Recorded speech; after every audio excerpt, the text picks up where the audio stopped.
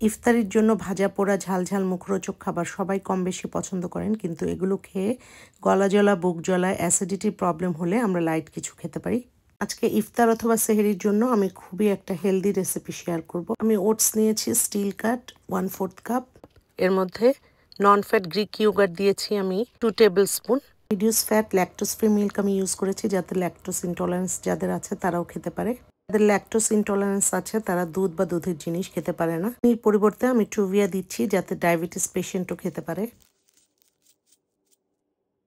Brown sugar দিয়ে দিচ্ছি 1 teaspoon, এটা অপশনাল। এখন সব কিছুকে ভালো করে মিক্স করে নিচ্ছি। সব কিছু ভালো করে মিক্স করার পর আমি এটাকে মাইক্রোওয়েভে 90 সেকেন্ডসের জন্য হিট আপ করব। আপনি চুলায়ও করতে পারবেন। ওটসটা এখন খাবারের জন্য রেডি হয়ে গেছে। এখন আপনি এর মধ্যে ফ্রুটস দিতে পারেন। আমি এর মধ্যে একটা খুরমাকে স্লাইস করে দিয়ে দিচ্ছি।